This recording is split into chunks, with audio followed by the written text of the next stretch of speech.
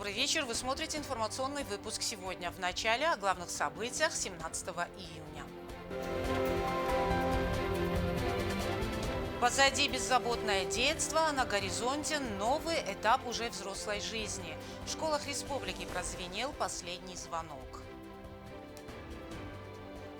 К столетию геноцида в Госдрамтеатре проходят репетиции нового спектакля.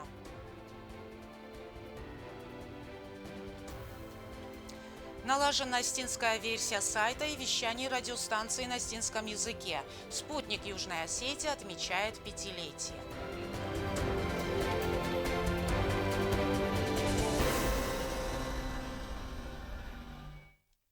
В школах Республики Южная Осетия прозвенел последний звонок. Традиционные линейки для выпускников проводились 25 мая. Однако ситуация с пандемией вынудила перенести праздник. Сегодня выпускники прощались со школой, с учителями, которые обучали их на протяжении 11 лет. В общеобразовательных учреждениях республики в честь праздника прошли торжественные линейки, посвященные знаменательному событию. С праздником последнего звонка виновников торжества поздравили их учителя, друзья, родители, гости.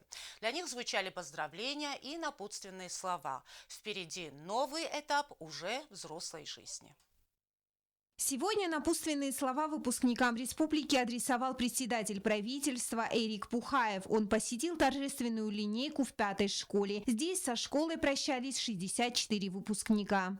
Разрешите от имени руководства республики поздравить вас с сегодняшним праздником последнего школьного звонка. Вы знаете, в каких условиях принималось это решение, но я думаю, что решение было правильное. И сегодня, и завтра для вас, дорогие выпускники, будет запоминающим. Я благодарен руководству школы, что они организовали вам вот сегодняшнее мероприятие. Еще раз примите мои поздравления. Удачи вам в жизни. Последний звонок прозвенел и во 2-й средней школе. Стать достойными гражданами своей родины выпускникам пожелал председатель парламента Алан Таттаев. Вы будьте уверены, что республике вы нужны. Ваши знания, ваш энтузиазм, ваша молодость. Это все востребовано на сегодняшний день в нашей республике. Я желаю вам всем, в первую очередь, здоровья, мирного неба. И чтобы вот этот праздник, который, несмотря ни на что, сегодня состоялся, он в вашей жизни всегда был. С праздником вас всех!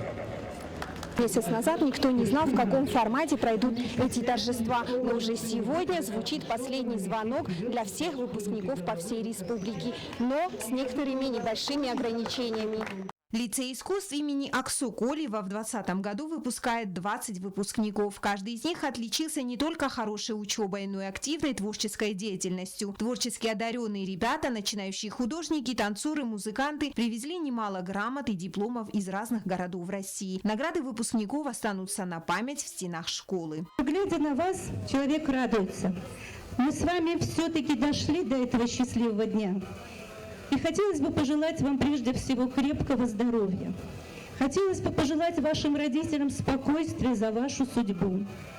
Мы всегда будем радоваться вашим успехам. Я гляжу на вас и каждого узнаю, потому что все вы узнаваемы. На фестивалях, олимпиадах, конкурсах вы занимали ведущие места. И я абсолютно уверена, что и в будущем будет то же самое. Я бы хотела пожелать вам той сплоченности, которая определяется словом «одноклассники». И сколько бы лет ни прошло, ваша тихая гавань – это ваш лицей. Всегда возвращайтесь сюда, чтобы обнять своих преподавателей, чтобы обойти свои классы и чтобы пожелать первоклассникам счастливого пути. Завтра все выпускники республики соберутся на Театральной площади, где состоится традиционный и долгожданный выпускной бал. Яна Плива, Гунда Кукоева, Александр Кочев, Сармат Гузитаев. Информационный выпуск сегодня. Сегодня торжественные линейки прошли в общеобразовательных учреждениях районов республики. Выпускников поздравили их педагоги, первоклассники, родители, друзья и близкие. Для всех ребят в этот день звучали пожелания здоровья, успеха во взрослой жизни и мирного неба над головой.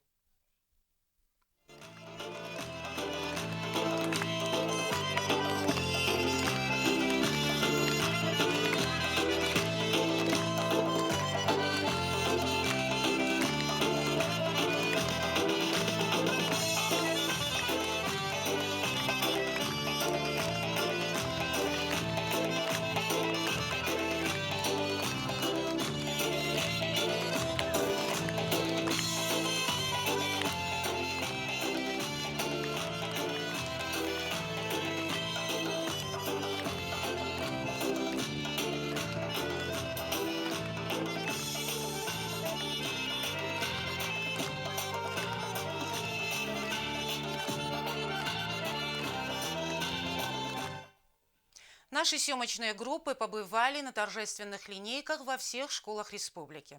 Отснятый материал праздника смотрите после вечернего выпуска новостей К другим темам. В республике за сутки подтверждено 4 новых случая заболевания коронавирусом.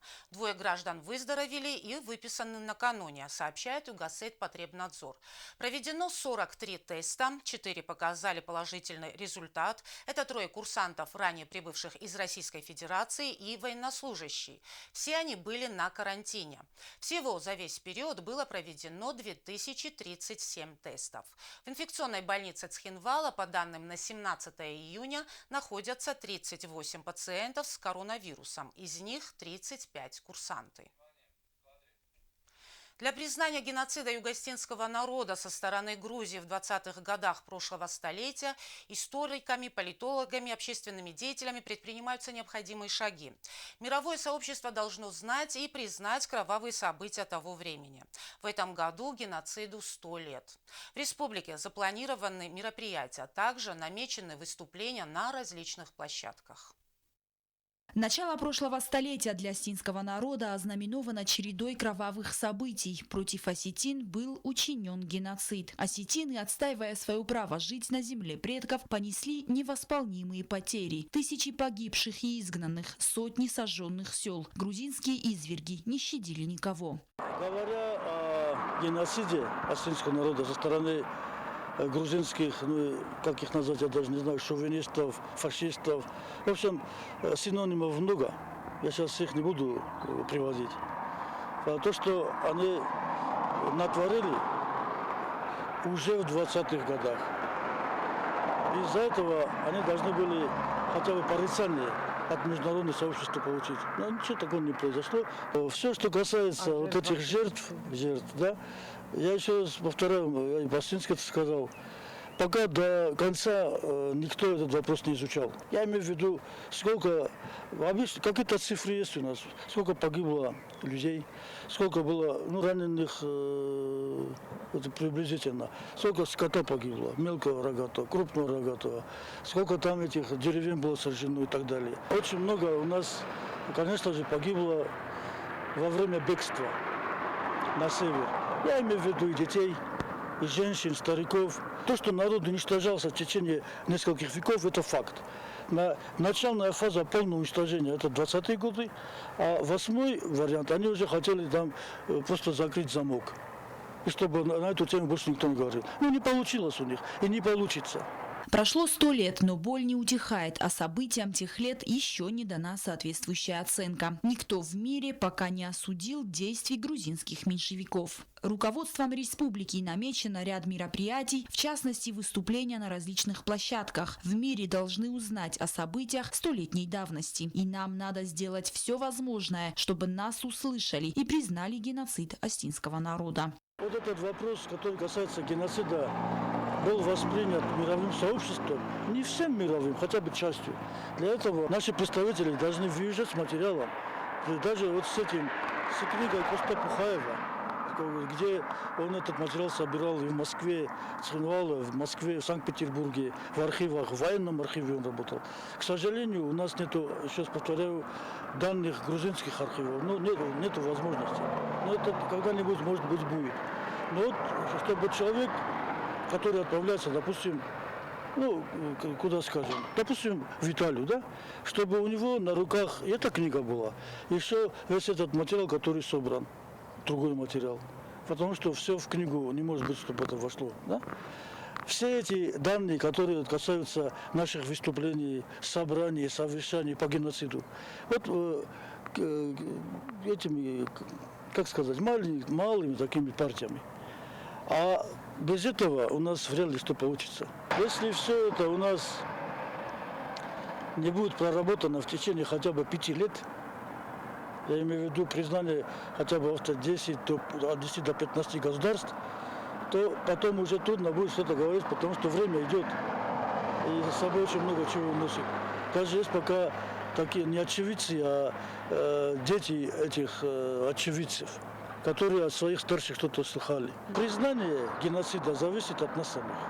20 июня в Южной Осетии почтят память жертв расправы, учиненной против нашего народа. Мы не имеем права забывать кровавые страницы нашей истории. Еще раз докажем, что несмотря на неоднократные попытки истребить нас, мы сохранили нашу культуру, язык, а самое главное – возродили нашу государственность. Роза Тедеева, Фатима Чочиева, Арнольд Харебов. Информационный выпуск сегодня. В продолжении темы геноцида в Юго-Осетинском Госдрамтеатре ведется работа над спектаклем, посвященным событиям 20-х годов прошлого столетия. Режиссер-постановщик Тамерлан Дзуцев. Премьера состоится осенью. Работа над проектом предстоит сложная. Подробности у Стеллы Бязровой. В театре полным ходом идут репетиции нового спектакля. Постановка посвящена столетию геноцида осетин и получила название «Последний свидетель». Спектакль расскажет о событиях столетней давности. Тема сложная и тяжелая. Перед артистами стоит нелегкая задача – через свою игру показать историю не только одного человека, а передать боль целого народа. Как никогда для них актуально. Они не просто должны сыграть свои роли, а прожить их. Режиссером постановки выступает худрук театра Тамерлан Дзуцев. Ничего не будем, потому что эта работа только началась. И работаем и с автором, и с артистами. Результаты вы увидите просто уже в ноябре месяце. 13 коммунаров, там и все другие герои, которые принимали и жили в то время, и принимали какое-то участие вообще в тех событиях, которые происходили тогда. Могу сказать, что весь состав театра, весь актерский состав работает там. Постановка спектакля входит в план мероприятий, посвященных столетию геноцида. По словам режиссера, премьера должна была состояться летом, однако из-за ситуации с коронавирусом работу над проектом пришлось перенести. Если бы не коронавирус, у нас бы уже были репетиции на сцене, и мы бы 20 июня вот этого месяца дали спектакль. Автор пьесы Алан Устаев. Он первый раз вступил в область драматургии. По словам Алана Устаева, зрители увидят на сцене воплощение осетинского патриотизма и героизма. В спектакле зрители увидят много действий. Там будет все. Героизм, патриотизм. Как грузины на протяжении многих лет уничтожали осетинский народ. Зрители увидят, как жили осетины в те нелегкие времена. Кроме осетин в спектакле будут показаны и армяне, и евреи. Одну из главных ролей в спектакле исполнит народная артистка Эвелина Гукаева. Я автор Штырбузник. Хочу поблагодарить автора пьесы. Он показал геноцид осетинского народа со стороны Грузии. Многие даже до сих пор не знают ничего про геноцид 20-х годов прошлого столетия. Алан Устаев хорошо раскрыл эту тему. Премьера спектакля состоится осенью. Стелла Бязарова, Арсен Гасиев, Фатима Кумаритова. Информационный выпуск сегодня. В Министерстве здравоохранения и социального развития провели собеседование на вакантное место врача-терапевта в медико-социальном центре. Работа центра специфичная, требует особого ухода за постояльцами, которые нуждаются в медико-социально-психологической помощи. Желающие трудоустроиться на эту должность могли пройти собеседование на общих правах. Метод тестирования позволяет выявить профессиональные качества и опыт работы специалиста. По результатам собеседования был принят врач-терапевт, имеющий опыт работы в поликлиническом центре. В медико-социальном центре образовалось вакантное место врача-терапевта. И вместе с управлением по труду и занятости мы объявили в социальных сетях конкурс на замещение данной должности. И вот сегодня в Министерстве здравоохранения прошел конкурс, и сегодня был трудоустроен врач, который будет уже работать непосредственно в медико-социальном центре. Джоева Инга Петровна, врач-терапевт, которая работает у нас в поликлиническом центре. Сегодня день рождения отмечает Международное информационное агентство «Спутник» Южная Осетия. Сотрудники принимают поздравления от коллег и друзей. С 5-летием их поздравил президент Анатолий Бибилов.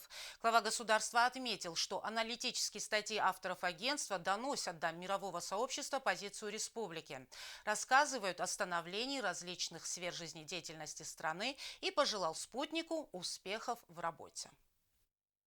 Международное информационное агентство «Спутник Южная Осетия» отмечает 5-летие. Сайт начал свою работу в июне 2015 года. За это время агентство стало одним из основных информационных порталов. Агентство включает информационный портал на осетинском и русском языках, радио и медиавещание, а также пресс-центр. Сюда приглашают участников практически всех заметных событий в республике и просто интересных людей. Мы с вами встретились как раз 17 июня, как раз в тот день, когда был официально образован «Спутник», когда он стартовал, началась работа нашего дружного экипажа. И несмотря на то, что происходят периодические замены членов нашего экипажа, мы все равно остаемся на орбите. И наша цель, вот она написана у нас везде на логотипах, вот, мы говорим то, о чем другие молчат. То есть для нас нет запретных тем. Мы стремимся подавать информацию оперативно, разнопланово, быть в тренде и быть узнаваемыми